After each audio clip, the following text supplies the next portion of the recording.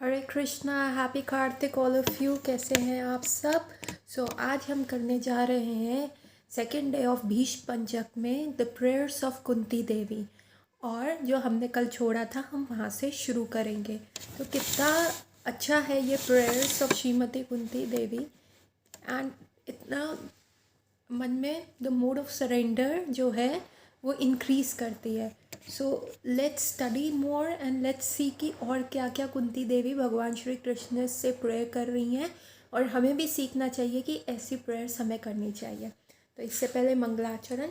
ओम ज्ञानतिमिरान्धस्य ज्ञानञ्जनशलाकया चक्षुरुन्मीलितं येन तस्मै श्रीगुरुवे नमः।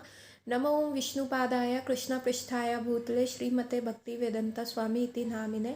नामस्ते सरस्वते देवी गौरवाणी प्रचारिणी निर्विशेष शून्यवादी पाश्चात्य देशतारिणी। जय श्री कृष्ण चैतन्य प्रभु नित्यानंदा श्री अद्वैत गदाधर शिवासादि गौर भक्त वृंद की जय। हरे कृष्ण कृष्ण कृष्ण हरे हरे, हरे राम राम राम हरे हरे। हरे कृष्ण कृष्ण कृष्ण हरे राम राम हरे हरे। हरे कृष्ण कृष्ण कृष्ण हरे राम राम हरे हरे। सो हरे कृष्ण एवरीवन। कल हम कर रहे थे श्लोक नंबर 23। ठीक है। यथा ऋषिकेशाखालेन देवकी कंसेन रुधित चरम सुचार्पितः विमोचितहं च सहत्मजा विभो तव्यैव नाथेन मुहुर्विपद्गणात्। अर्थात हे ऋषिकेश, हे इंद्रियों के स्वामी तथा देवों के देव, आपने दीर्घ काल तक बंदनी बनाई गई और दुष्ट राजा कंस द्वारा सताई जा रही अपनी माता देवकी को तथा अनव्रत विपत्तियों से घिरे हुए मेरे पुत्रों सहित मुझको मुक्त किया है। तात्पर्य श्रील प्रभुपाद द्वारा। श्रील प्रभुपाद की जय। भगवान श्री कृष्ण की माता तथा कंस की बहन देवकी को उसे पति वासुदेव सहित बंदी गृह में कैद किया गया था, क्योंकि दुष्ट राजा कंस को भय था कि वह देवकी के 8वें पुत्र भगवान श्री कृष्ण द्वारा मारा जाएगा। उसे भगवान श्री कृष्ण के पूर्व पैदा हुए देवकी के सारे बच्चों का वध कर दिया था, किंतु भगवान श्री कृष्ण बाल वध के संकट से बच निकले, क्योंकि वे भगवान श्री कृष्ण के पालक पिता नंद महाराज के घर पहुंचा दिए गए थे। कुंती देवी भी अपने पुत्रों सहित अनेक कष्टों की श्रृंखला से बचाई जाती रही। भगवान श्री कृष्ण ने कुंती देवी पर बहुत अधिक अनुग्रह किया था, क्योंकि उन्होंने देवकी के अन्य पुत्रों की रक्षा नहीं की थी, जबकि उन्होंने कुंती के पुत्रों की रक्षा की।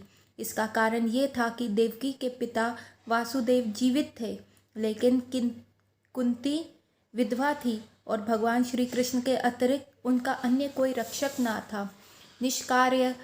निष्कर्ष ये है कि भगवान श्री कृष्ण उस भक्त पर अधिक अनुग्रह करते हैं जो अधिक संकट में होता है। कभी कभी वे शुद्ध भक्तों को ऐसे संकट में डालते हैं, क्योंकि ऐसी असहाय अवस्था में श्री भगवान के प्रति भक्त का अनुराग और अधिक बढ़ जाता है। श्री भगवान के प्रति जितनी अधिक अनुरक्ति होगी, भक्त को उतनी ही अधिक सफलता प्राप्त होगी। तो यहाँ कुंती देवी बता रही हैं कि कैसे जो दुख भी है ना, वो भी भगवान के प्रति अनुराग पैदा करने में, भगवान के प्रति सरेंडर करने में सहायक है। तो जैसे वो सर्फ एक्सेल की ऐड आती थी ना, दाग अच्छे हैं, तो यहाँ कुंती देवी जो है वो कह रही है दुख अच्छे हैं। क्यों? क्योंकि वो कंप्लीट सरेंडर भगवान के प्रति आपका बढ़ाता है।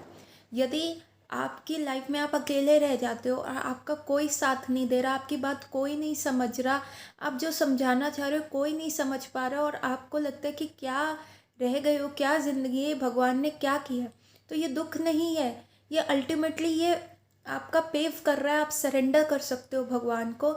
वन फोकस, वन गोल में आप भगवान को सरेंडर कर सकते हो। तो ये भगवान की कृपा है, क्योंकि जितने भी नाते रिश्ते हैं, जितने भी ये सुख दुख है, वो क्षणिक है, शरीर के साथ है, लेकिन अल्टीमेट गोल तो क्या है? भगवान का है ना। जैसे हम एग्ज़ाम्स देते हैं तो टेस्ट, जो क्लास टेस्ट होते हैं, उसमें नंबर ज़्यादा आने कम आना वो मायने नहीं रखता। बेसिक होता है मेन एग्ज़ाम में, बोर्ड में आपके नंबर अच्छे आने चाहिए, जिससे आप आगे उत्तीर्ण हो सको दूसरी क्लास में। तो ये जो क्षणिक सुख और दुख है ना, ये क्लास टेस्ट के माफिक है। ये क्लास टेस्ट में आपके नंबर कम आए ज़्यादा है, क्या फ़र्क पड़ता है? लेकिन जो मेन एग्ज़ाम है वो भगवान श्री कृष्ण है। तो अगर आप क्लास टेस्ट में फ़ेल भी हो रहे हो तो अच्छा, आप और अच्छे से पढ़ोगे कि आपको नहीं आता, और आप एग्ज़ाम के लिए बहुत मेहनत करोगे। लेकिन अगर आपके क्लास टेस्ट में अच्छे आ जाएंगे तो आप कॉन्फिडेंट हो जाओगे और आप लेट बैक एटीट्यूड में चले जाओगे और पढ़ाई नहीं करोगे, और जो मेन एग्ज़ाम में है वो फ्लंक कर जाओगे, वहाँ फेल हो जाओगे। लेकिन अगर क्लास टेस्ट में कम नंबर आते हैं तो बच्चे को लगता है नहीं, मुझे पढ़ना है, मेरे को ये सब्जेक्ट अच्छे से क्लियर नहीं है, मुझे इस सब्जेक्ट में और मेहनत करनी है। और जैसे वो और मेहनत करता रहता है तो वो मेन एग्ज़ाम में पास हो जाता है। तो उसी तरह ये दुख जो आते हैं, जो माया देवी हमारी और हमारे कर्मों से आते हैं, वो अच्छे हैं। पर कुंती महारानी तो महान भक्त है, ये उनके कर्मों से उनके दुख नहीं आए, ना पांडवों के कर्मों से उनके दुख आए। ये भगवान के पार्षद है, ये भगवान की जैसे होता है ना, स्टेज प्ले चल रहा है और भगवान ने इनको बुलाया कि तुम आओ, हम मॉरल ऑफ द स्टोरी समझाएंगे। हम लोगों के लिए ये समझाने के लिए उन लोगों ने ये इनैक्ट किया है। जैसे पंचतंत्र की स्टोरीज होती है जो बच्चों को सुनाई जाती है, जो चाणक्य पंडित ने लिखी थी, वो जानवरों के थ्रू मॉरल्स देने के लिए कि जानवर ये बोल रहा है, जानवर वो बोल रहा है, ऐसे है। तो वो जानवरों के थ्रू बच्चों को मॉरल्स देने के लिए। उसी प्रकार जो ये पांडव के जो भगवान श्री कृष्ण के ये पार्षद है, ये नित्य सहायक है, नित्य सिद्ध लोग हैं जो भगवान की लीला में हमेशा रहते हैं। वो भगवान के साथ आते हैं हम जैसे लोगों को मॉरल्स देने के लिए। उनके दुख उनके कर्मों की वजह से नहीं आते, कि हम लोगों को सिखाने के लिए। Arjun was very clear in the battle field, वो भगवान का भक्त था। लेकिन हम जैसे कलयुगी मनुष्यों को समझाने के लिए अर्जुन ने ऐसा कन्फ्यूज़न का नाटक किया, भगवान मुझे समझ नहीं आ रहा, मैं घबरा रहा हूँ, ये है। क्योंकि उसको पता था कि कलयुग में हम जैसे लोग आएंगे जहाँ पद पद पर कुरुक्षेत्र का वॉर होगा। तो हम क्या करेंगे, हम डिप्रेशन में चले जाएंगे, सुसाइडल थॉट्स आएंगे, रोएंगे, ये करेंगे। तो इसलिए अर्जुन ने भगवान को कहा कि आप पूर्ण भगवत गीता बोलिए ताकि हम जैसे लोगों को इंस्ट्रक्शन मिले। कमिंग टू श्लोक नंबर 24। विशन महाग्ने पुरुषाद दर्शनात् असत संभया वनावसा कृच रथा मृधे मृधे अनेक महारथो अस्त्रो दौरण्य अस्त्रस्य चास्मा हरे अभृक्षते। अर्थात हे श्री कृष्ण, आपने हमें विफत भोजन से, विफत मतलब विष वाले भोजन थे, विशत भोजन से, भीषण अग्नि से, नरभक्षियों से, दुष्ट सभा से, वनवास काल के कष्टों से तथा महारथियों द्वारा लड़े गए युद्ध से बचाया है, और अब आपने हमें अश्वत्थामा के अस्त्र से बचा लिया है। तो कुंती देवी यहाँ बता रही हैं कि आप भगवान ने कैसे उन पे कृपा करी है, चाहे कितने भी कष्ट आए हैं, पर कुंती देवी यहाँ पे अपनी ब्लेसिंग्स काउंट कर रही हैं कि कैसे भगवान ने उन्हें हर जगह बचाया है। तात्पर्य श्रील प्रभुपाद द्वारा, श्रील प्रभुपाद की जाए। यहाँ पर घातक संघर्षों की सूची प्रस्तुत की गई है। देवकी को तो एक ही बार अपने दुष्ट भाई के कारण कष्ट मिला, अन्यथा वह कुशल पूर्वक रही, किंतु कुंती देवी तथा उनके पुत्रों को तो वर्षों तक निरंतर एक के बाद एक कष्ट उठाने पड़े। उन्हें राज्य के लिए दुर्योधन तथा उसकी टोली के लोगों के संकट में डालते रहे, और हर बार भगवान कृष्ण ने कुंती के पुत्रों की रक्षा करी। एक बार भीम को भोजन में विष खिला दिया गया, एक बार उन्हें लक्षागृह में रखकर उसमें आग लगा दी गई, तथा एक बार द्रौपदी को घसीट कर बाहर लाया गया और दुष्ट कौरवों की सभा में उसे नग्न करने का प्रयास करके अपमानित किया गया। श्री भगवान ने द्रौपदी के लिए अपरिमित वस्त्रों की पूर्ति की, जिससे दुर्योधन का दल उसे नग्न होते ना देख सका। इसी प्रकार जब पांचों पांडव वनवास कर रहे थे तब भीम को नरभक्षी राक्षस हिडिंबा से लड़ना पड़ा, किंतु तब श्री भगवान ने भीम की रक्षा की। ये खेल यहीं समाप्त नहीं हुआ। इन सब कष्टों के पश्चात कुरुक्षेत्र का महान युद्ध हुआ और अर्जुन को द्रोण, भीष्मदेव और कर्ण जैसे महाबली सेना नायकों का सामना करना पड़ा। और जब सब समाप्त हो गया तो द्रोणाचार्य के पुत्र ने उत्तरा के गर्भस्थ शिशु को मारने हेतु ब्रह्मास्त्र छोड़ा। तब श्री भगवान ने कुरुवंश के एकमात्र वंशज महाराज परीक्षित की रक्षा की। देखिए भगवान कितने दयालु हैं। विपदा शांतुतः सस्व तत्र तत्र जगद्गुरु भवतो दर्शनम यत्साद अपुनर्भाव दर्शनम। अर्थात मैं चाहती हूँ कि ये सभी विपदाएं बारंबार आए, जिससे हम आपका दर्शन पुनः पुनः कर सकें, क्योंकि आपके दर्शन का अर्थ ये है कि हमें बारंबार होने वाले जन्म तथा मृत्यु को नहीं देखना पड़ेगा। मतलब अगर हम क्लास टेस्ट में नंबर कम आते हैं तो अच्छी बात है ना, आए, ताकि हम मेन एग्ज़ाम्स के लिए अच्छे से पढ़ाई करें, ताकि हमें दोबारा से ये क्लास रिपीट ना करनी पड़े। हाँ, अगर हम पास नहीं होंगे, फेल हो जाएंगे, तो दोबारा से क्लास रिपीट करनी पड़ेगी। तो कुंती देवी भी कह रही है कोई बात नहीं, ऐसे दुख आते रहे, कोई बात नहीं, हम इनको झेल लेंगे।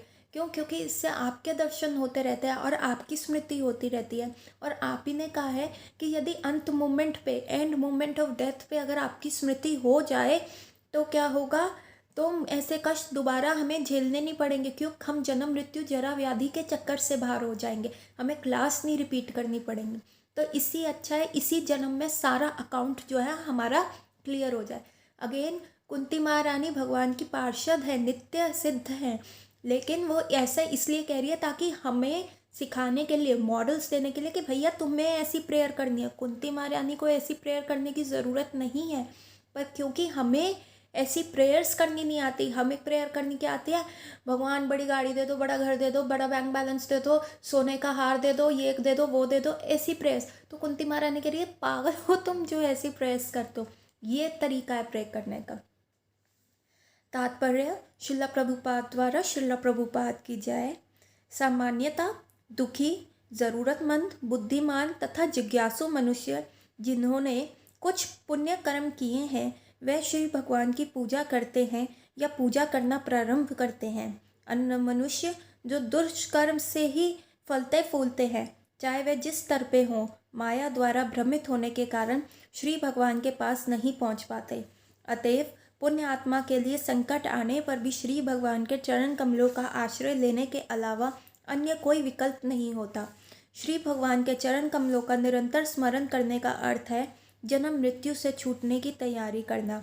अतः भले ही तथा कथित आपत्तियाँ आए, उनका स्वागत है, क्योंकि वे हमें श्री भगवान के स्मरण का अवसर प्रदान करती हैं, जिसका अर्थ है मुक्ति। जिसने अविद्या के सागर को पार करने हेतु सर्वोत्तम नाव के समान श्री भगवान के चरण कमलों की शरण ली है, वह उतनी ही सरलता से मुक्ति प्राप्त करता है जितनी सरलता से बछड़े के खुर के निशान को लांघा जा सकता है। मतलब वो कह रहे हैं कि जो ये भवसागर है वो कितना बड़ा भवसागर है, लेकिन जिसने श्री भगवान के चरण कमलों की नैया पढ़ ली तो वो क्या होगा? एक छोटा सा बछड़ा है, गैया भी नहीं, छोटा सा बछड़ा, और जो उसके पैर खुर जो होता है, उसके पैर का जो निशान होता है, जो गीली मिट्टी पे छाप छोड़ जाता है और बारिश आ जाए तो उस खुर के निशान में कितना पानी आता है? बहुत कम, इतना मुट्ठी भर भी पानी नहीं आता उस खुर के निशान में। तो जो वो भवसागर है, जो इतना बड़ा भवसागर है, वो खुर के निशान जितने जल के समान हो जाता है और हम उसे आसानी से लांघ सकते हैं यदि हम श्री भगवान के चरण कमल ग्रहण करें।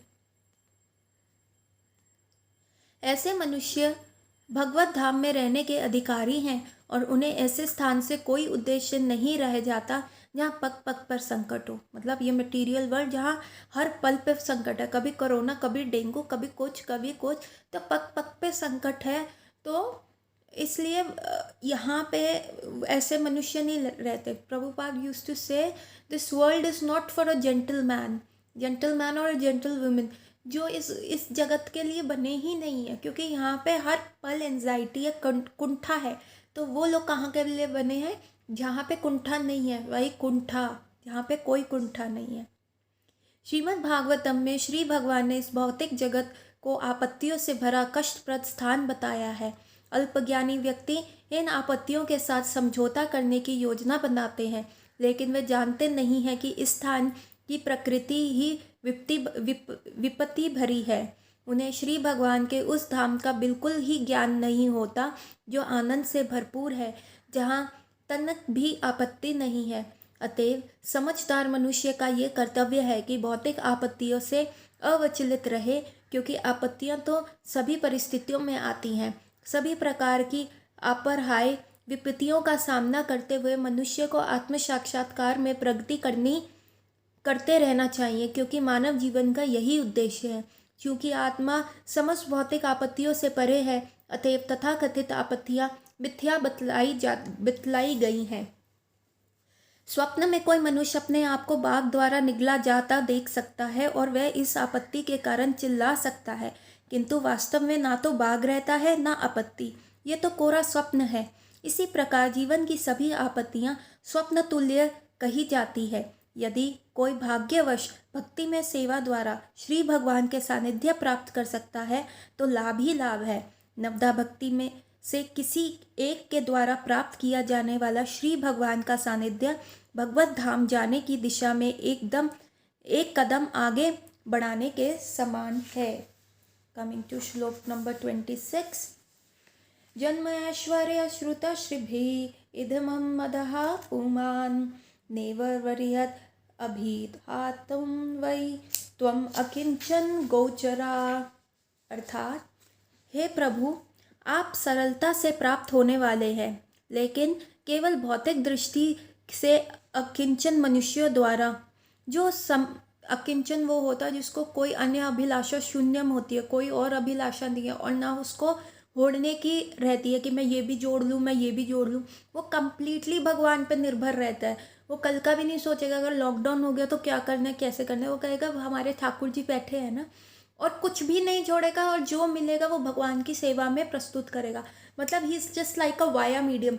मतलब एक टनल होती है ना, एक तरफ से सामान आया और दूसरी तरफ चला गया, एक तरफ से गाड़ी आई दूसरी तरफ से चली गई।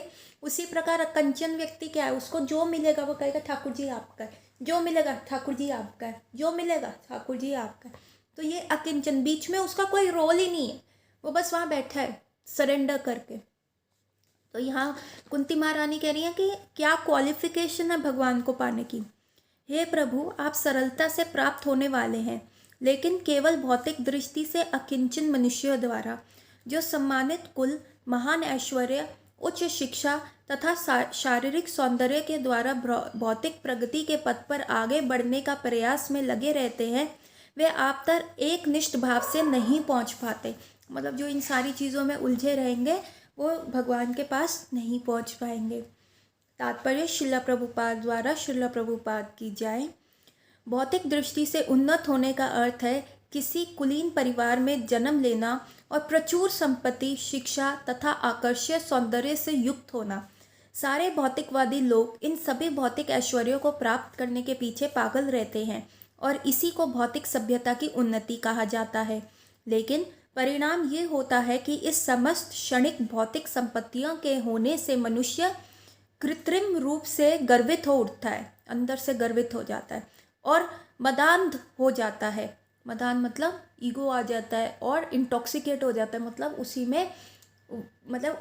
उसी के नशे में रहता है। फलस्वरूप भौतिकता के नशे में चूर ऐसे लोग श्री भगवान का पवित्र नाम लेना तथा भाव विभोर होकर हे गोविंद, हे कृष्ण संबोधित करने में अक्षम हो जाते हैं। मतलब वो भगवान के नाम लेने, क्योंकि उनको प्राइड आ जाता है कि हाँ भैया हमारा तो सब सही चल रहा है, हमें भगवान की क्या ज़रूरत है। शास्त्रों में कहा गया है कि श्री भगवान का पवित्र नाम एक बार भी लेने से पापी इतने पापों से मुक्त हो जाता है जितने वह कर भी नहीं सकता। श्री भगवान का पावन नाम लेने से इतनी शक्ति है, इस कथन में तनिक भी अतिशोक्ति नहीं है। अतिशोक्ति मतलब बड़ा चढ़ा के फेंका नहीं गया यहाँ पे कि श्री भगवान का एक नाम लेने से आप जितने पाप कर भी नहीं सकते उतने खराब हो जाते हैं। तो ये अतिशोक्ति नहीं है, ये बड़ा चढ़ा के नहीं बोला गया कि जैसे फेंक नहीं रहे शास्त्र। सचमुच श्री भगवान के पवित्र नाम में ऐसा प्रबल शक्ति है, लेकिन ऐसा नाम लेने में गुणवत्ता चाहिए। आपके अंदर वो गुण होना चाहिए, तब जब भगवान का शुद्ध नाम आपके मुख से निकलना चाहिए। बस ऐसे नहीं कि आप हंस रहे हो या रो के बोल रहे हो या कैसे भी बोल रहे हो, शुद्ध नाम आना चाहिए, वो भी आपके हृदय से। ये भाव की गुणवत्ता पर निर्भर करता है। एक असहाय व्यक्ति श्री भगवान का नाम भाव विभोर होकर ले सकता है, लेकिन यदि उसी नाम को कोई भौतिकता से संपन्न व्यक्ति लेता है तो उसमें उतनी निष्ठा नहीं हो सकती। भौतिकता के मद में चूर व्यक्ति यदा कदा श्री भगवान का पवित्र नाम जप सकता है, लेकिन वह शुद्ध नाम लेने में अक्षम होता है। अतएव भौतिक उन्नति के 4 सिद्धांत, उच्च कुल, संपत्ति, उच्च शिक्षा तथा आकर्षण सौंदर्य, ये चारों ही आध्यात्मिक उन्नति के पथ पर अग्रसर होने हेतु मानो अयोग्यताएं हैं। या बहुत बड़े खानदान में पैदा हो गए, या आपके पास अथाह संपत्ति है, बहुत पैसे है, या आपकी क्वालिफिकेशन इतनी ज़्यादा है, आप अपने आप को साइंटिस्ट बना लिया है और आप इतने सुंदर हो, तो आप कभी भी भगवान का नाम ऐसे तो ले लोगे, लेकिन वो शुद्ध नाम नहीं आएगा। क्यों? क्योंकि आप अपने मद में इतने इंटॉक्सिकेटेड रहोगे, तो जो भाव चाहिए भगवान के नाम लेने का वो आ ही नहीं पाएगा। शुद्ध आत्मा का भौतिक आवरण ब्रह्म लक्षण है, जिस प्रकार ज्वर रुग्ण शरीर का ब्रह्म लक्षण होता है। मतलब शुद्ध नाम लेने का जो है भौतिक एक आवरण है, जैसे एक सिम्टम होता है। जैसे अगर फीवर आता है तो टेम्परेचर जो है उसका लक्षण है, उसका सिम्टम है। उसी प्रकार शुद्ध आत्मा का भौतिक आवरण ब्रह्म लक्षण है। मतलब शुद्ध आत्मा जो होएगी उसमें ये ब्रह्म गुण होंगे, तो उसका वो सिम्टम है, तो तभी शुद्ध नाम आ पाएगा। सामान्य विधि ये है कि ज्वर की तीव्रता कम हो जाए, ना ही शुद्ध आत्मा का भौतिक आवरण ब्रह्म लक्षण है। ठीक है। जिस प्रकार ज्वर रुग्ण शरीर का ब्रह्म लक्षण होता है। सामान्य विधि ये है कि ज्वर की तीव्रता कम हो जाए, ना कि गलत उपचार द्वारा उसे बढ़ाया जाए। कभी कभी ऐसा देखा जाता है कि आध्यात्मिक दृष्टि से उन्नत व्यक्ति भौतिक रूप से निर्धन रह जाते हैं, लेकिन इससे हतोत्साहित नहीं होना चाहिए। मतलब द बेसिक इज़ कि आपको अपनी आत्मा के लिए प्रोग्रेस करना चाहिए। भौतिक दृष्टि से अगर आप नहीं इतने उस लेवल पे हैं, तो आपको उससे हतोत्साहित मतलब आपको डिप्रेस नहीं होना चाहिए, बल्कि ये निर्धनता एक शुभ चिन्ह है। जिस प्रकार के शरीर का ज्वर का ताप घटाना शुभ है, जीवन का उद्देश्य उस भौतिक मद को घटाना होना चाहिए, जिसके कारण मनुष्य अपने जीवन के उद्देश्य के विषय में अधिकाधिक भ्रमित हो जाता है। मतलब ये जो भौतिक मद है जिसमें हम बड़े हुए हैं, तो बाय चांस आप भक्ति कर रहे हो और आप कहो कि हाय हमारा बिजनेस लॉस हो गया, ये तो भक्ति से हुआ, ये कुछ नहीं हुआ। अरे ये अच्छा है। क्यों? क्योंकि आपका जो उसके ऊपर मनी के ऊपर डिपेंडेंस थी वो कम हो गई और आपका सरेंडर जो है भगवान के प्रति आ जाएगा। तो वो कह रहे हैं ये भौतिक, ये ज्वर की तरह है। फीवर का ट्रीटमेंट ऐसा नहीं है कि फीवर को और इंक्रीज़ किया जाए और इंक्रीज टेम्परेचर किया जाए। फीवर का ट्रीटमेंट ये है कि टेम्परेचर कम हो जाए। तो ये जो भौतिक मद में हम रह रहे हैं, तो यदि अगर उसमें से कुछ चला भी जाता है, यदि दुख भी आ जाता है, यदि हमारे पे जो हमारी डिपेंडेंसी है, जैसे बुढ़ापा आ गया तो हम सुंदर नहीं रहे, या हमारे जो शिक्षा है, कुछ मेमोरी लॉस हो गया, शिक्षा नहीं कर पा रहे, प्रॉपर याद नहीं रह पा रहा, या जो संपत्ति है, या फिर जो उच्च कुल है, ये सारी जो है डिस्क्वालिफिकेशन है। क्योंकि ऐसे लोग भगवान का नाम शुद्धता से नहीं ले सकते, फुल सरेंडर से नहीं ले सकते। लेकिन यदि किसी प्रकार से ये कम हो जाता है तो दुखी नहीं होना चाहिए। वो ज्वर जो टेम्परेचर है वो कम है, क्योंकि बॉडी के साथ ये चीज़ है। बॉडी चली गई तो फिर क्या, पर आत्मा तो लॉन्ग जर्नी है ना आत्मा की, हमें तो लंबी रेस का घोड़ा बनना है। इस प्रकार से मोहग्रस्त व्यक्ति भगवत धाम जाने हेतु सर्वथा अनुपयुक्त होता है। जो मोह से ग्रस्त है वो भगवत धाम नहीं जा सकता। कमिंग टू श्लोक नंबर 27। नमो किंचावीताय निवृता गुणवृताय आत्मरम्यं शांताय केवलपात्याय नमः। अर्थात मैं आपको नमस्कार करती हूँ जो निर्धनों के धन है। आपको प्रकृति के भौतिक गुणों की क्रियाओं प्रतिक्रियाओं से कोई सरोकार नहीं है। आप आत्मतुष्ट हैं, अतएव आप परम शांत तथा अद्वैतवादियों के स्वामी केवल पति हैं। तात्पर्य श्रील प्रभुपाद द्वारा। श्रील प्रभुपाद की जय। यदि जीव के पास कुछ भी ना रहे तो वह समाप्त हो जाता है। अतएव वास्तव में देखा जाए तो जीव पूर्ण रूप से परित्यागी नहीं हो सकता। यदि जीव कुछ त्याग करता है तो वह कुछ और अधिक महत्वपूर्ण उपलब्धि के लिए ऐसा करता है। एक विद्यार्थी अपने बाल्यकाल की चपलता का त्याग श्रेष्ठ शिक्षा प्राप्त करने हेतु करता है। एक सेवक अधिक अच्छी नौकरी पाने हेतु नौकरी छोड़ता है। इसी प्रकार एक भक्त इस भौतिक जगत की परित्याग व्यर्थ ही नहीं करता, अपितु कुछ वास्तविक आध्यात्मिक उपलब्धि के लिए करता है। मतलब जैसे एक बच्चा अपना खेलना कूदना बंद करके एग्ज़ाम्स की तैयारी करके अच्छा रिजल्ट पाता है, और एक जो नौकरी पेशा आदमी है वो अपनी छोटी नौकरी छोड़ के स्विच करता है कि मेरे को बड़ा प्रमोशन या बिग सैलरी वाली नौकरी मिले। उसी प्रकार जो हम भी ये त्याग करते हैं ये भौतिक चीज़ों का, ये व्यर्थ ही नहीं है। क्योंकि कोई भी जो यहाँ आया है वो पूर्ण तरह त्यागी हो ही नहीं सकता। त्याग कर दोगे तो ख़त्म हो जाओगे। पूर्ण त्याग का लक्षण तो श्री भगवान में होता है। तो हम भी ये भौतिक चीज़ों का त्याग करते हैं। हम भी गोवा की वेकेशन का त्याग करके जब वृंदावन प्लान करते हैं तो उसका क्या होता है, हमें लॉन्ग टर्म बेनिफिट मिलता है। शिला इस प्रकार एक भक्त इस भौतिक जगत का परित्याग व्यर्थ ही नहीं करता, अपितु कुछ वास्तविक आध्यात्मिक उपलब्धि के लिए करता है।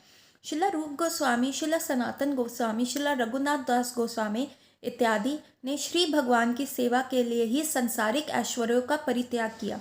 ये जो 3 गोस्वामियों का नाम लिया गया है, ये इतने रिच थे कि आज के डेट के ये बिल गेट्स थे, और इन्होंने ये सब कुछ छोड़ के भगवान की सेवा करी। संसारिक दृष्टि से वह महत्वपूर्ण व्यक्ति थे।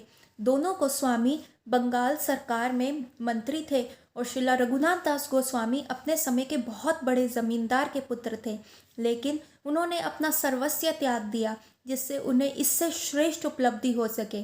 भक्तगण सामान्य रूप से संपत्ति विहीन होते हैं, लेकिन श्री भगवान के चरण कमल उनके गुहितम कोशागार है। श्रीला सनातन गोस्वामी के संबंध में एक अत्यंत सुंदर कथा है। उनके पास एक पारस पत्थर था जिसे उन्होंने कूड़े के ढेर में छोड़ दिया था।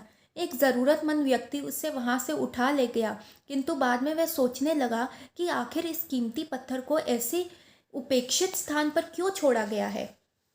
अतएव उसने श्रीला सनातन गोस्वामी से सबसे कीमती वस्तु का नाम पूछा, तो उन्होंने उससे श्री भगवान का पवित्र नाम दिया।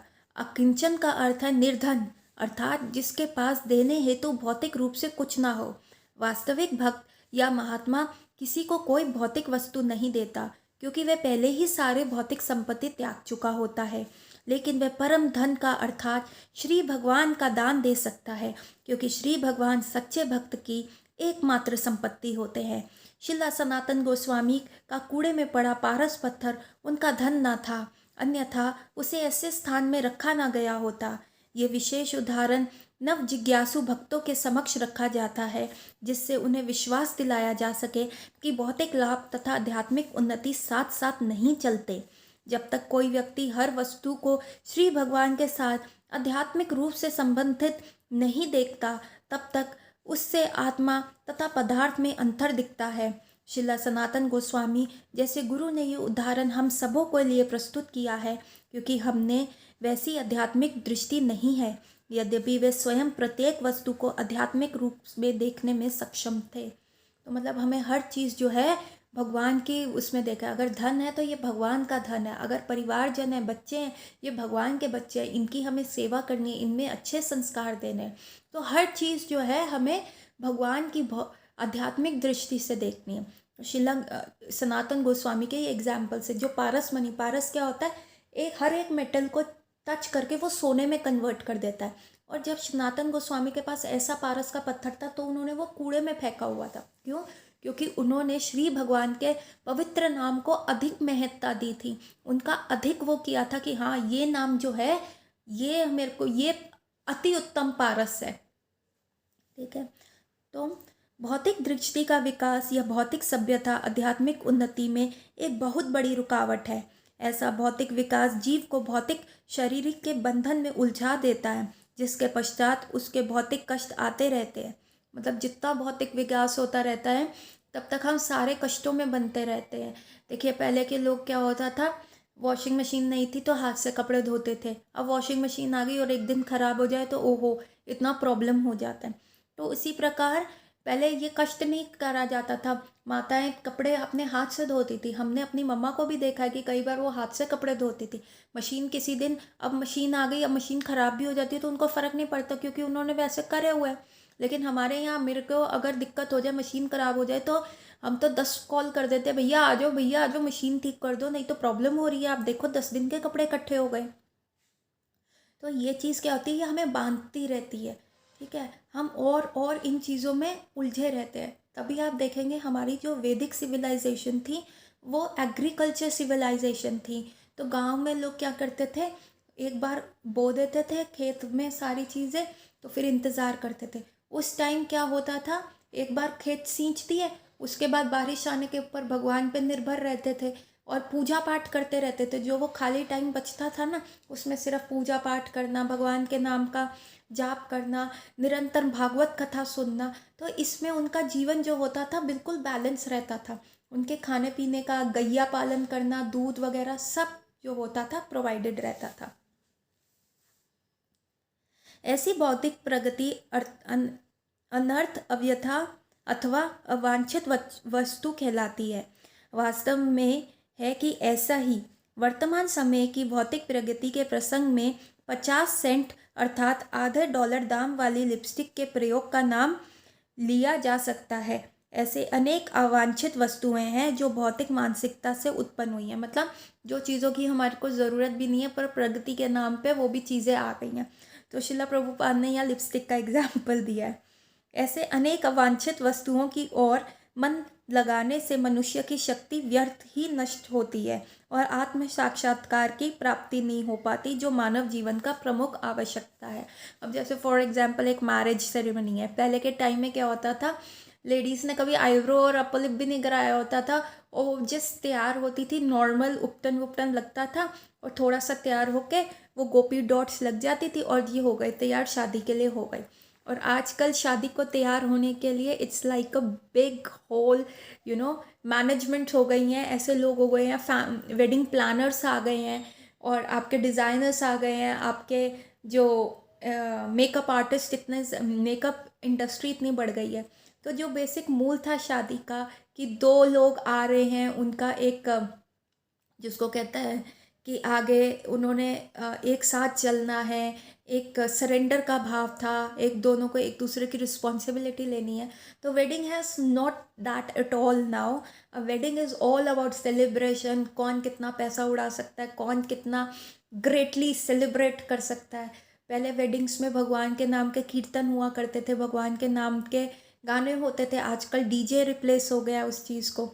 तो देखिए एक अनवांछित चीज़ आ गई ना, लोगों के पास समय बच गया तो अनवांछित चीज़ आ गई, भैया प्रॉपर मेकअप होना चाहिए, हमें the best day of my life है तो बेस्ट दिखना चाहिए, अरे ये कमी रह गई, अरे ऐसी फ़ोटो नहीं आई।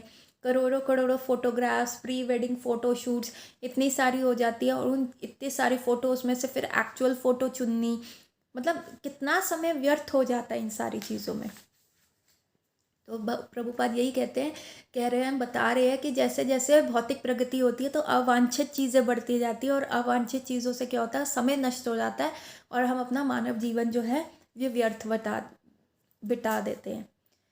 चंद्रमा तक पहुंचने के प्रयास शक्ति के अव्यक्त का दूसरा उदाहरण है, क्योंकि यदि चंद्रमा तक पहुंच भी लिया जाए तो भी जीवन की समस्याएं हल होने वाली नहीं है। श्री भगवान के भक्त अकिंचन कहलाते हैं क्योंकि उनके पास व्यावहारिक रूप से भौतिक संपत्ति नहीं होती। ऐसी भौतिक संपत्ति प्रकृति के 3 गुणों का प्रतिफल है। वे आध्यात्मिक शक्ति को व्यर्थ कर देते हैं।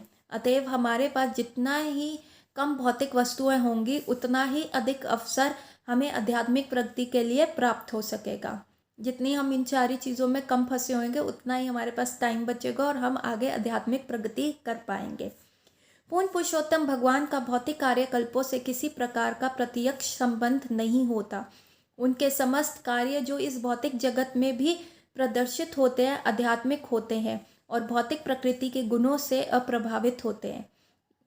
श्रीमद् भागवत गीता में श्री भगवान कहते हैं कि उनके समस्त कर्म, यहाँ तक कि इस जगत में उनका आविर्भाव तथा तिरोधान, मतलब उनका प्रकट होना और उनका यहाँ से चले जाना भी दिव्य होता है, और जो उसे ठीक से जान लेता है वह इस जगत में फिर से जन्म नहीं लेता बल्कि भगवत धाम को वापस जाता है। अब आपको भगवान भी आए, उन्होंने भी विवाह किया, गर्लफ्रेंड्स बनाई, उन्होंने भी ये सारे काम किए, उनके भी कितने ऑपुलेंट किंगडम्स थे, कितने ऑपुलेंट पैलेसेस थे। तो हमें ये समझना है कि जो भगवान का जो ये सब काम है ये 3 गुण उसको छू नहीं सकते, वो निर्गुण कार्य है। ठीक है, हम जो हैं हम 3 गुणों के अधीन होके करते हैं, सतो रजो और तमो के अधीन होके ये कार्य करते हैं, लेकिन भगवान जो है वो इन तीनों गुणों से परे हैं। तो भौतिक जो प्रकृति है वो भगवान आते हैं उनको छू भी नहीं पाती। जैसे कमल की लीफ के ऊपर अगर वाटर ड्रॉप्स चली भी जाए तो वो अपने आप स्लाइड करके नीचे चली जाती है, उसके ऊपर फैलती नहीं है, उसमें एक डिटैचमेंट रहती है, अलग रहती है।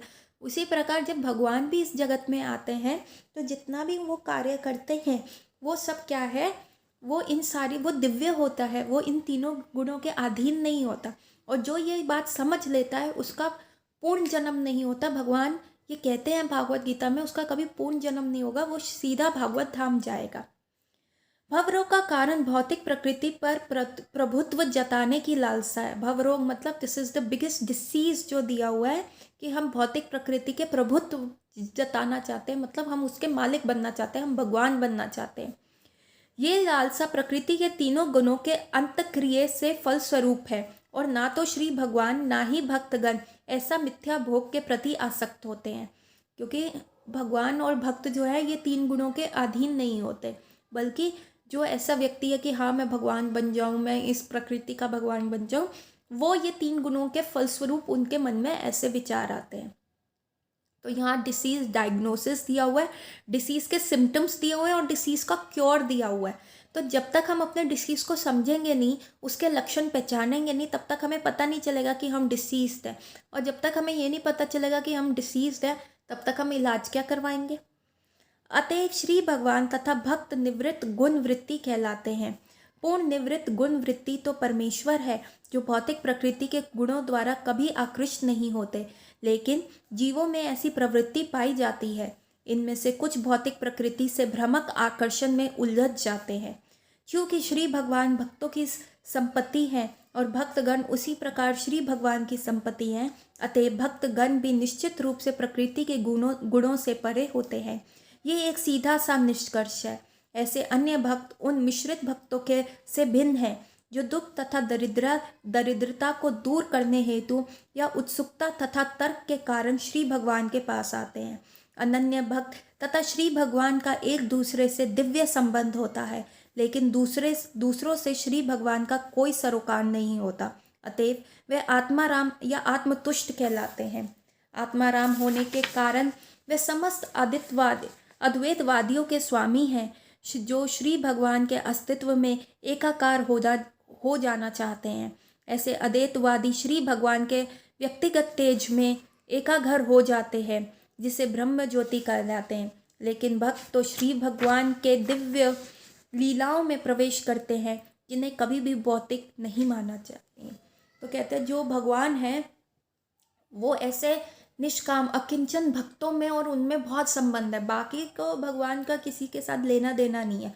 ऑल्दो वो आत्माराम है, वो सबके स्वामी हैं, ठीक है, लेकिन वो सब पे कृपा करते हैं। लेकिन जो संबंध है ना, रिलेशनशिप जो है, वो ऐसे अकिंचन भक्तों के साथ ही बनाते हैं। लाइक आपके फ्रेंड्स तो बहुत होंगे, को अरे हाय हेलो वाला फ्रेंड है, अरे वो व्हाट्सएप फ्रेंड है, अरे वो फेसबुक फ्रेंड है, लेकिन क्लोज फ्रेंड्स तो वही होते हैं ना जिनके साथ आपका संबंध है। तो अकिंचन भक्तों के साथ ही श्री भगवान का संबंध है। और ऐसे भक्त जो है वो कुछ भगवान से मांगते नहीं है, परंतु भगवान की जो दिव्य लीलाएं हैं उनमें जाना चाहते हैं, उनके साथ खेलना कूदना चाहते हैं। जैसे हमने गोपी गीत में पढ़ा, दामोदर अष्टकम में पढ़ा इसका अर्थ है। श्लोक नंबर 28।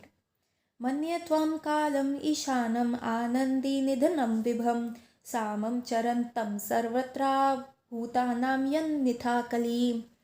हे भगवान, मैं आपको शाश्वत समय, परम नियंता, आदि अंत से रहित तथा सर्वव्यापी मानती हूँ। आप सब पर समान रूप से दया दिखलाते हैं। जीवों में भी जो परस्परिक कहल है वह सामाजिक संसर्ग के कारण है।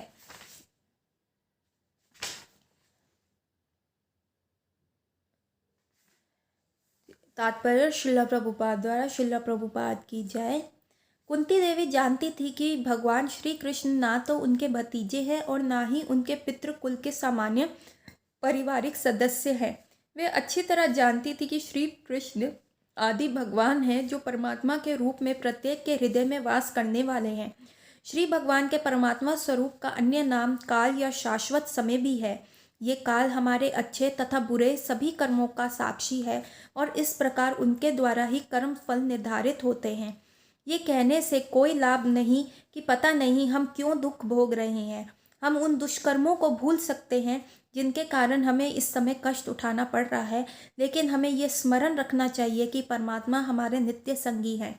अतएव वे भूत, वर्तमान तथा भविष्य सब कुछ जानते हैं और भगवान श्री कृष्ण का परमात्मा स्वरूप की समस्त कर्मों तथा फलों को निर्धारित करने वाले हैं, अतएव वे परम नियंता भी हैं। उनकी अनुमति के बिना एक पत्ता भी नहीं हिल सकता। जीवों को उनकी योग्यता के अनुसार स्वतंत्रता दी गई है और इस स्वतंत्रता का दुरुपयोग ही दुख का कारण है। भगवत भक्त इस स्वतंत्रता का दुरुपयोग नहीं करते, अतएव वे श्री भगवान की अच्छी संतानें हैं। अन्य मनुष्य जो स्वतंत्रता का दुरुपयोग करते हैं, सनातन काल द्वारा कष्ट को प्राप्त करते हैं। काल ही बद जीवों को सुख तथा दुख दोनों प्रदान करता है। यह सब काल द्वारा पूर्व निर्धारित है। जिस प्रकार हमारे ना चाहने पर भी दुख आते हैं, उसी प्रकार बिना मांगे सुख भी मिल सकते हैं, क्योंकि सुख दुख काल द्वारा पूर्व निर्धारित होते हैं। अतएव श्री भगवान का ना तो कोई मित्र है न शत्रु। प्रत्येक व्यक्ति अपने ही भाग्य फल का सुख दुख भोग रहा है। ये भाग्य जीवों द्वारा सामाजिक संघर्ष करते हुए निर्मित होता है। मतलब जो हम भौतिक चीज़ों में संघर्ष करते हैं, अगर झूठ बोल के बिजनेस बढ़ाओगे तो बुरा कर्म बन रहा है ना, तो इसी का हमें फलस्वरूप मिलता है। तो जो हम ये भौतिक चीज़ों में फंसे हुए हैं, इसी से हम अपने कर्मा बनाते हैं। यहाँ प्रत्येक व्यक्ति प्रकृति पर प्रभुत्व जताना चाहता है, अतएव प्रत्येक व्यक्ति श्री भगवान की अध्यक्षता में अपना भाग्य बनाता है। क्योंकि श्री भगवान सर्वव्यापी हैं, अतएव वह हर एक के कर्मों को देख सकते हैं। और चूँकि श्री भगवान का कोई आदि अंत नहीं है, अतएव वे शाश्वत समय अर्थात काल भी कहलाते हैं। भगवान का नाम काल भी है। कमिंग टू श्लोक नंबर 29। न वेदा कश्चित् भागवं च कृषितं तवेहमानस्य निर्णं विदम्बनं न यस्या कस्यचित् दयितो अस्ति कश्चित् देवस्य च यस्मिन् विश्वामित्रनिर्णं मैत्रिर्निर्नाम नरनाम। हे प्रभु, आपकी दिव्य लीलाओं को कोई समझ नहीं सकता, क्योंकि वे मानवीय प्रतीत होती हैं और इस कारण भ्रमिक हैं। ना तो आपका कोई विशेष कृपा पात्र है, ना ही कोई आपका अप्रिय। ये केवल मनुष्यों की कल्पना ही है कि आप पक्षपात करते हैं। तो यह कह रहे मनुष्यों की कल्पना है कि आपने अर्जुन का साथ दिया, दुर्योधन का नहीं।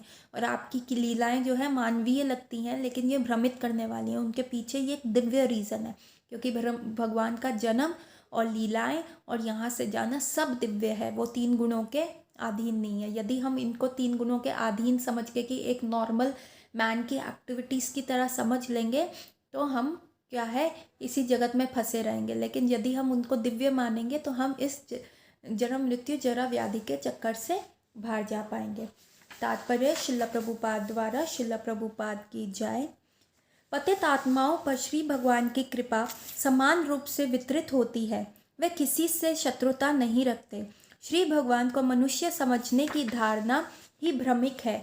उनकी लीलाएं मनुष्य की ही समान प्रतीत होती हैं, लेकिन वास्तव में वे दिव्य होती हैं और किसी भौतिक कल्मश से सर्वथा रहित होती हैं।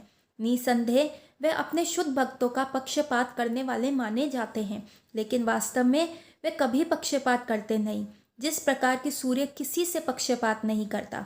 सूर्य की किरणें तो से कभी कभी पत्थर भी बहुमूल्य बन जाते हैं, जबकि एक अंधा व्यक्ति प्रचुर सूर्य किरणों में रहकर भी सूर्य को देख नहीं पाता। अंधकार तथा प्रकाश 2 विपरीत धारणाएं हैं, लेकिन इसका अर्थ ये नहीं होता कि सूर्य अपनी किरणों का वितरण करने में पक्षपात करता है। सूर्य की किरणें सबके लिए सुलभ है, लेकिन ग्रहणकर्ताओं की क्षमताएं भिन्न भिन्न है। ग्रहण करते सूर्य की किरणें जिस प्रकार सबके लिए प्रस्तुत है, पर लेकिन जो ग्रहण करता है सूर्य की किरण, जिसके पास जितना पात्र होगा, जैसे अब गंगा बह रही है, जिसके पास बाल्टी होगी वो ज़्यादा गंगा जल ले लेगा, जिसके पास लोटा होगा वो कम गंगा जल लेगा। तो इसका मतलब ये नहीं है कि गंगा जी पक्षपात कर रही हैं। आप में कितनी पात्रता है ना, उतनी भगवान की आप कृपा ले लीजिए। सूर्य की किरणें सबके लिए सुलभ है, लेकिन ग्रहणकर्ताओं की क्षमताएं भिन्न भिन्न है। अल्पज्ञ मनुष्य सोचते हैं कि भक्ति तो श्री भगवान की चाटुकारिता करने उनकी विशेष कृपा प्राप्त करते हैं। मतलब जो अल्पज्ञ मनुष्य की भगवान की चापलूसी कर लो तो विशेष कृपा, माँ मुरादें पूरी कर दे हलवा बांटूंगी। तो ये चाटुकारिता मतलब जो है, क्या कहते हैं उसको, इंग्लिश में बड़ा फेमस वर्ड है कि चुगली करना। मतलब किसी के मतलब जैसे कहते हैं ना तलवे चाटना, तो वो अल्पज्ञ कहते हैं ये करोगे तो भगवान की कृपा प्राप्त होगी। वस्तुतः श्री भगवान की दिव्य प्रेममयी सेवा में लगे शुद्ध भक्त कोई व्यापारी समुदाय नहीं है। व्यापारी वर्ग धन के बदले सेवा करते हैं, लेकिन शुद्ध भक्त ऐसे लेन देन के लिए सेवा नहीं करता। अतएव श्री भगवान की कृपा का द्वारा उसके लिए सदैव श्री भगवान का कृपा का द्वार उसके लिए सदैव खुला रहता है। विपदाग्रस्त तथा जरूरतमंद जिज्ञासु या ज्ञानी मनुष्य श्री भगवान से किसी लाभ सिद्धि के लिए उनसे अस्थायी संबंध स्थापित करते हैं, लेकिन जब उनका कार्य सिद्ध हो जाता है तो वे श्री भगवान से कोई संबंध नहीं रखते। कोई दुखियारा व्यक्ति यदि तनिक भी धार्मिक होता है तो ठीक होने हेतु वह श्री भगवान से प्रार्थना करता है, लेकिन जैसे ही उसके कष्ट दूर हो जाते हैं अधिकतर ऐसे दुखी व्यक्ति श्री भगवान से आगे अपना संबंध बनाए रखने की कोई चिंता नहीं करते। यद्यपि श्री भगवान की कृपा का द्वार उसके लिए खुला रहता है, किंतु वह उससे कतराता है। एक शुद्ध भक्त तथा मिश्रित भक्त में यही अंतर है। जो लोग श्री भगवान की सेवा के बिल्कुल विरुद्ध रहते हैं वे घोर अंधकार में रहे हुए माने जाते हैं। जो आवश्यकता के समय श्री भगवान से प्रार्थना करते हैं वे कृपा के आंशिक पात्र हैं, और जो श्री भगवान की सेवा में निरंतर संलग्न रहते हैं वे श्री भगवान के पूर्ण कृपा पात्र होते हैं। श्री भगवान की कृपा प्राप्त करने में ऐसा पक्षपात ग्रहणकर्ता पर निर्भर करता है। वह परम कृपालु श्री भगवान पक्षपात के कारण नहीं होते। जब श्री भगवान अपनी पूर्ण कृपामय शक्ति द्वारा इस जगत में अवतरित होते हैं तब वे मनुष्य की तरह क्रीड़ाएं करते हैं। अतएव ऐसा प्रतीत होता है कि वे अपने भक्तों का पक्षपात करते हैं, लेकिन ऐसा नहीं है। ऐसा पक्षपात देखने के बावजूद उनकी कृपा समान रूप से वितरित होती है। कुरुक्षेत्र के युद्ध स्थल में श्री भगवान के समक्ष जितने भी व्यक्ति युद्ध में मरे उन सबको पात्रता का विचार किए बिना ही मुक्ति मिल गई, क्योंकि श्री भगवान के समक्ष मृत्यु होने से मरने वाले जीव पापों से सभी फलों से शुद्ध हो जाते हैं और मरने वाले व्यक्ति को परम धाम में कहीं न कहीं स्थान मिलता है। यदि मनुष्य सूर्य किरणों के समक्ष बैठे तो उसे निश्चित रूप से ऊष्मा तथा पराबैंगनी किरणों का लाभ होता है। निष्कर्ष ये निकलता है कि श्री भगवान कभी पक्षपात नहीं करते। सामान्य मनुष्य का ये सोचना अनुचित है कि वे पक्षपात करते हैं। तो क्या बताया, कुरुक्षेत्र के युद्ध में भी जितने लोग मरे तब भी भगवान ने उनको मुक्ति दी पात्रता विचारे बिना। श्लोक नंबर 30। इसलिए भगवान जो है पक्षपात नहीं करते। जन्म करम च विश्वात्मानं अजस्याकृतु आत्मनः त्रियान् ऋषु यदशुः तद अत्यंत विदम्बनम। अर्थात हे विश्वात्मा, ये सचमुच की आश्चर्यजनक विडंबना है कि आप निष्क्रिय रहते हुए भी कर्म करते हैं और प्रण शक्ति रूप तथा अजन्म होकर भी जन्म लेते हैं। आप स्वयं पशुओं, मनुष्यों, ऋषियों तथा जलचरों के मध्य अवतरित होते हैं। सचमुच की ये विस्मयकारी बात है। तात्पर्य श्रील प्रभुपाद द्वारा। तो श्रील प्रभुपाद की जय। तो लोग कहते हैं आपकी लीलाएं दिव्य कैसी है, तो ये कितना अद्भुत है कि आप कर्म करते हुए भी निष्कर्म रहते हैं और सारी चीज़ें करते हुए जन्म लेके भी आप अजन्मा है। तो ये कैसे संभव है, ये कैसे हो रहा है? तो बड़ा ही आश्चर्यजनक बात है। श्री भगवान की दिव्य लीलाएं न केवल विस्मयकारी हैं अपितु परस्पर विरोधी भी लगती हैं, मतलब कॉन्ट्राडिक्टरी भी लगती हैं। मतलब कि वो चल भी सकते हैं पर वो एक जगह स्थिर हैं, वो देख भी सकते हैं पर उनकी आंखें नहीं हैं, वो भोग खा भी सकते हैं पर, तो कितनी विरोधी हैं कि 7 साल का बच्चा इतना बड़ा गोवर्धन पर्वत उठा रहा है। तो ये सारी लीलाएं जो हैं बहुत विरोधी लगती हैं, लेकिन आश्चर्यजनक हैं और दिव्य हैं। दूसरे शब्दों में वे मनुष्य की सीमित चिंता शक्ति के लिए अचिंत्य हैं। श्री भगवान सभी प्रकार के अस्तित्व में सर्वव्यापी परमात्मा हैं, तो भी पशुओं में शुकुर बनकर, मनुष्यों में श्री राम, शुकुर मतलब वराह अवतार, मनुष्यों में श्री राम, श्री कृष्ण इत्यादि के रूप में, ऋषियों में श्री नारायण रूप में, नर नारायण में तथा जलचरों के बीच मत्स्य रूप में प्रकट होते हैं, मत्स्य अवतार भगवान का। इतने पर भी उन्हें अजन्मा कहा जाता है और उन्हें कुछ भी नहीं करना होता। श्रुति मंत्र में कहा गया है कि परम ब्रह्म को कुछ नहीं करना होता, कोई भी ना तो उनके समान है ना उनसे बढ़कर है। उनकी शक्तियाँ विविध हैं और उनका हर काम स्वतः ज्ञान, शक्ति तथा कर्म द्वारा संपन्न होता है। ये सभी कथन निस्संदेह ये सिद्ध करते हैं कि श्री भगवान की रूप गुण लीलाएं हमारी सीमित चिंता शक्ति के लिए अचिंत्य है। क्योंकि वे अचिंत्य रूप से शक्तिमान है अतः उनके लिए हर कार्य संभव है, अतः कोई भी उनके बारे में ठीक से अनुमान नहीं लगा सकता। और इसलिए श्री भगवान का प्रत्येक काम सामान्य मनुष्य के लिए आश्चर्यजनक है।